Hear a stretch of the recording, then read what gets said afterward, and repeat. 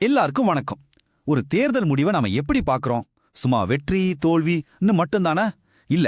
ஒரு டாக்டர் ஒரு நோயை எப்படி ஆழமா பார்க்கறாரோ அந்த மாதிரி நாமளும் ஒரு தேர்தல் முடிவை அக்கு வேறா ஆணி வேறா பிரிச்சு பார்க்க முடியும்.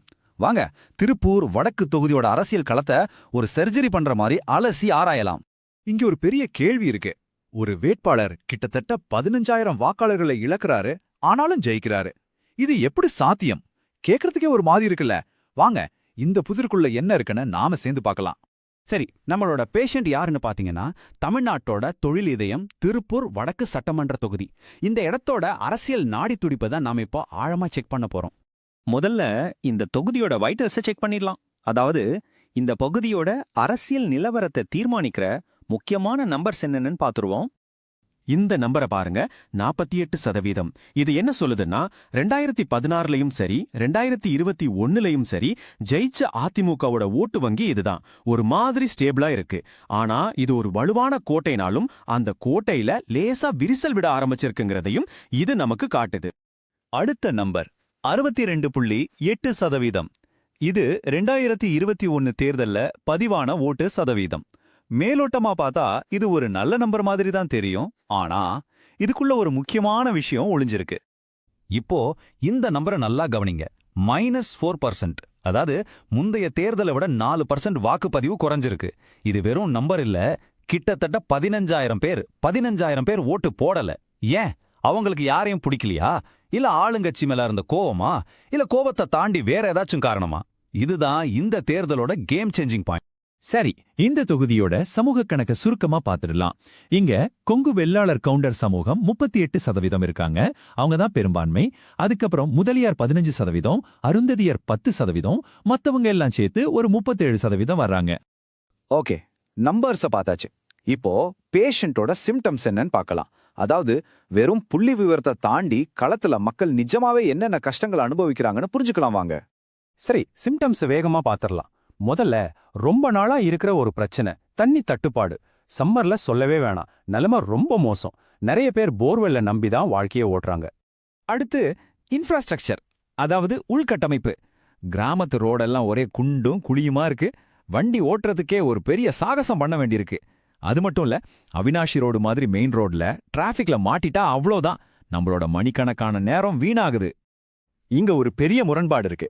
திருப்பூர்னா பின்னாளதை தொழிலோட தலைநகரம்னு சொல்றோம். ஆனா ஆட்டோமேஷன், கம்பெனி மூடுறதுன்னு பல காரணத்தால இங்க இருக்கிற இளைஞர்களுக்கு வேலை இல்லாத திண்டாட்டம் தலைவிரிச்சாடுது. மக்களோட மனக்குமரல இந்த ஊர் வரியில சொல்லிடலாம். நாங்க டெக்ஸ்டைல் கேபிட்டல்னு பேரு, ஆனா எங்க பிள்ளைங்களுக்கே வேலை இல்ல, எங்க வீட்டு பைப்புல தண்ணி வர்றதில்ல. இந்த வார்த்தைகள்ல அவங்களோட மொத்த விரக்தியும் அடங்கியிருக்கு.